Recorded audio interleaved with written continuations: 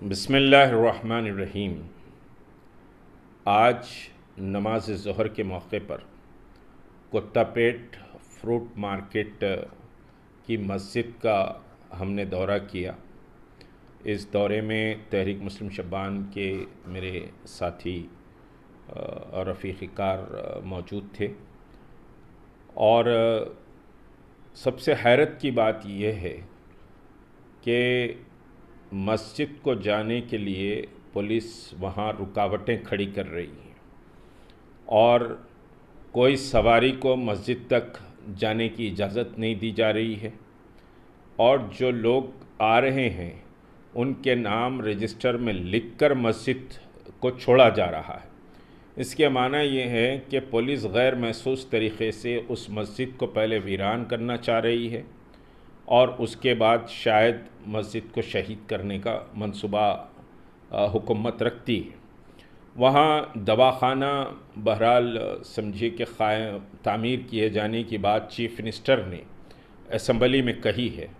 मुझे इस बात पर बड़ी हैरत और समझिए कि ताज्जुब भी है कि हमारे 2 एमएलए वहाँ कुत्तापेट मार्केट का दौरा किए और व्यापारियों से बात किए और कोई मस्जिद का दौरा न किए और न मस्जिद के ताल्लुक़ से वहाँ कोई बयान जारी किया गया, न असम्बली में फ्रूट मार्केट की मुंतकिली की जो बात की गई वहाँ पर भी कोई बात मस्जिद के ताल्लुक़ से नहीं की गई, जबकि ये मस्जिद 17 साल से वहाँ क़ायम है और 5 वक्त की नमाज पाबंदी से उस मस्जिद में होती है। 200 ता 300 मुसल्ली वहाँ नमाज के लिए आते हैं।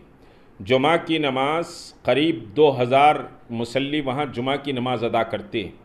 सिर्फ़ ये मस्जिद फ्रूट मार्केट ही के लोगों की मस्जिद समझिए नहीं है, इसमें कोई शक नहीं कि फ्रूट मार्केट की समझिए कि ज़मीन पर मार्केट कमेटी के परमिशन से 2004 26 समझिए कि रमज़ानुल मुबारक शब क़दर को इस मस्जिद का समझिए कि इनाग्रेशन हुआ था 2004 में और मार्केट कमेटी ने इसको परमिशन दिया था और ये ज़मीन बिलाशुबा इसका किराया बहरहाल समझिए कि हुकूमत को दिया जाता है इस प्लॉट का, जो 1136 स्क्वायर यार्ड पर यह मस्जिद है। अगर मस्जिद को समझिए मेन रोड से अगर आप ज़मीन प्रोवाइड कर देते हैं तो क़रीब मैं समझता हूँ कि 250-300 गज़ ज़मीन समझिए कि इजाफ़ा जाएगी, जो मस्जिद के लिए रास्ते का काम करेगी।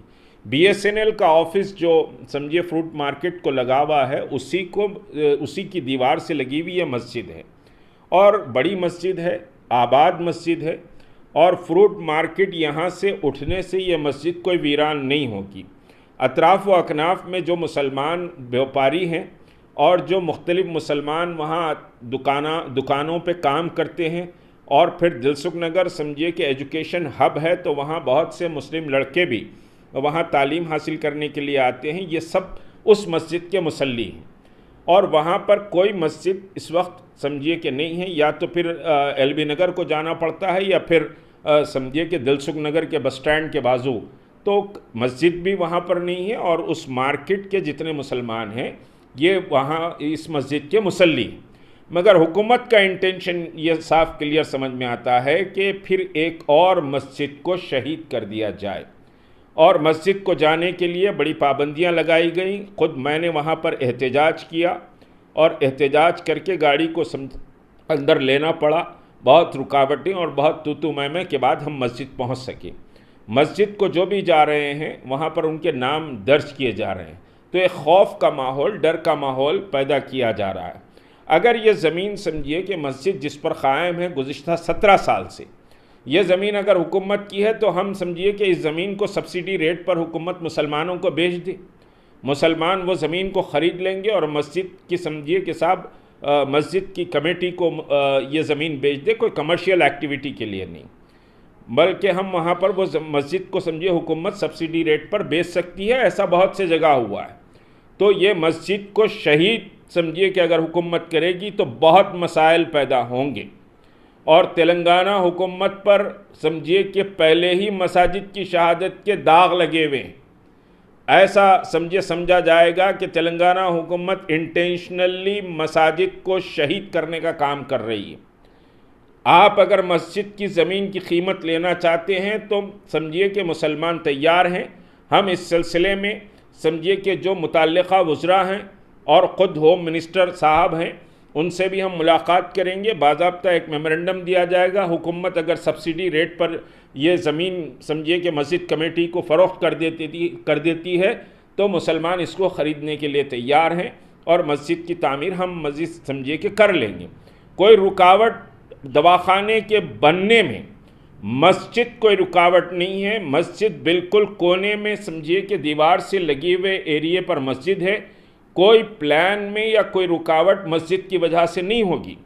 तो मस्जिद को बाकी रखा जाए और वहाँ समझिए कि मस्जिद ये आबाद मस्जिद है, 17 साल से वहाँ इबादत हो रही है और मार्केट कमेटी के परमिशन से ये मस्जिद कायम हुई है।